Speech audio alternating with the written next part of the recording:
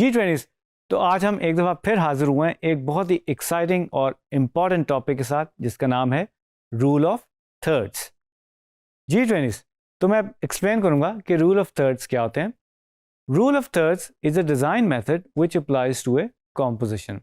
इस इमेज में आप देख सकते हैं we have this landscape and portrait orientation photographs and images, और इसमें हमारे पास कुछ गाइडलाइंस नज़र आ रही हैं जो कि 2 वर्टिकल हैं और 2 हॉरिजॉन्टल हैं, जो कि बेसिकली 9 बॉक्सेस बना रहे हैं, और ये 3 की डिवीजन है, इसलिए हम इसको रूल ऑफ थर्ड्स कह रहे हैं। ओके, सो नाउ एक इमेज अगर हम ये देखें, ये फोटोग्राफ जिसमें ये किंगफिशर जो एक खूबसूरत बर्ड है वो हमें नज़र आ रहा है, और इसमें फोटोग्राफर ने अचीव क्या किया है। फर्स्ट इज़ जो पॉइंट ऑफ इंटरेस्ट है, यानी कि वो जो अपने सब्जेक्ट को जिस पॉइंट पे अलाइन करना चाह रहा है वो according to rule of thirds करना चाह रहा है, यानी कि जो उसकी एक लेफ़्ट वाली गाइडलाइन है और जो इंटरसेक्ट कर रही है फर्स्ट हॉरिजॉन्टल लाइन के साथ, वो उसका पॉइंट ऑफ इंटरेस्ट बन रहा है, राइट। और इसी तरह हम देख सकते हैं वर्टिकल और हॉरिजॉन्टल लाइंस इंटरसेक्ट कर रही हैं, और जो येलो सर्कल से मार्क की गई हैं दैट इज़ इंटरसेक्टिंग पॉइंट्स। इसके अलावा अगर हम इस फोटोग्राफ में 2 बर्ड्स को इंक्लूड कर लें, सो हमारे 2 पॉइंट ऑफ इंटरेस्ट भी बन सकते हैं, और हम उसको राइट एंड लेफ़्ट भी कंपोज कर सकते हैं। तो इसी तरह आपके मल्टीपल सब्जेक्ट्स हो सकते हैं और आप अकॉर्डिंगली उनको कंपोज करते हैं। सो और एक्सप्लेन करूँगा। Designers, cinematographers and photographers can create or imagine these guidelines to arrange the elements in their design or to position the view of the frame. So in images में आप देख सकते हैं ये कुछ फिल्मिंग के फ्रेम्स हैं, आप इन एग्जांपल्स में देख सकते हैं। जो बिल्कुल टॉप पे है उस पे जो करेक्टर है इस फ्रेम के अंदर वो बेसिकली राइट साइड पे अलाइन हुआ हुआ। सो जो सिनेमाटोग्राफर है उसने उसको फ्रेम को और सब्जेक्ट को उस तरह से कंपोज किया हुआ है अपनी लेआउट के अंदर। सेकंड अगर देखें तो जो सब्जेक्ट है वो बिल्कुल मिड में है, पर उसमें हमें फीलिंग ये नहीं आ रही कि हमारा बहुत ही ज़्यादा उसके ऊपर फोकस है, but that is composed in A middle.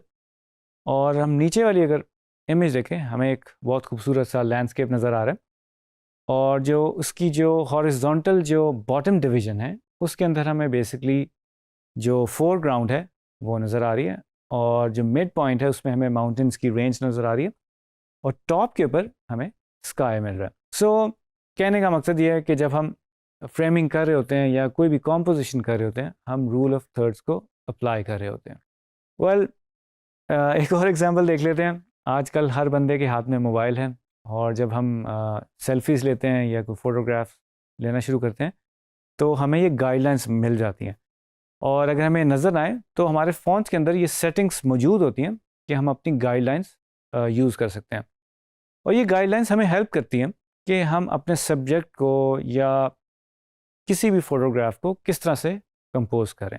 Professionally जो कैमरास होते हैं, जो DSLRs होते हैं या और डिफरेंट कैमरास होते हैं, उसके अंदर भी हमें ग्रिड सिस्टम एक मिल जाता है, और इसी ग्रिड सिस्टम में हमें रूल ऑफ थर्ड्स भी मिल जाते हैं।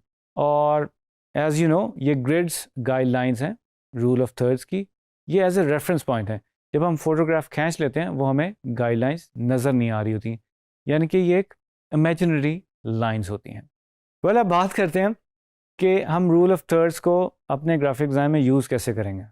ठीक है जी। Designers divide artwork in 9 parts. This division creates a sense of grid structure to draw the attention of the viewer to a specific area, also to improve the quality of a composition and frame.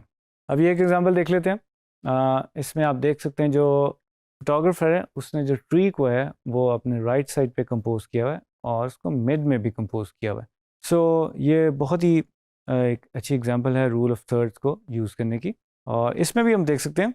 अब इस example में basically हम ये देख सकते हैं कि जो ग्रिड की कॉम्पोजिशंस हैं, यानी कि जो लेफ़्ट टॉप में हम देख रहे हैं जो ग्रिड एक बन रहा है, एक बॉक्स या एक ब्लॉक जो बन रहा है उसमें भी हमें एक कोन नज़र आ रही है, और मिड के जो बॉटम के जो 2 बॉक्सेस हैं उसमें भी हमें बेसिकली एक आइसक्रीम कोन नज़र आ रही है, एंड देन राइट साइड पे जो कोन पड़ी हुई है वो भी हमें नज़र आ रही है।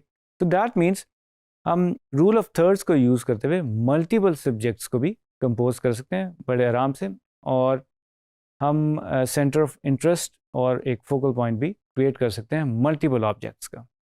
वेल, एक और इमेज हम देख लेते हैं। इसमें जो ये वेजिटेबल हैं इस तरह से राइट साइड पे कंपोज की गई हैं और इसको वर्टिकली कंपोज किया गया हुआ है by using rule of thirds.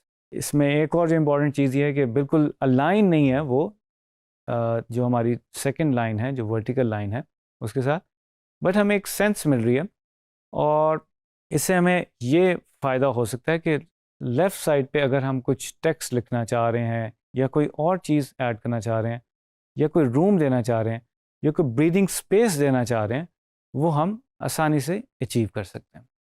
G20s, तो उम्मीद करता हूँ कि आपने रूल ऑफ थर्ड्स को अंडरस्टैंड किया होगा और अपने ग्राफिक डिज़ाइन में इसको अप्लाई करेंगे। चाहे आप कोई भी आर्ट वर्क बना रहे हैं या फोटोग्राफ कर रहे हैं या फिल्मिंग कर रहे हैं, तो इस मेथड, इस टेक्निक को आप जहन में रखेंगे और यूज़ करेंगे। तो मिलते हैं नेक्स्ट वीडियो में एक नए टॉपिक के साथ।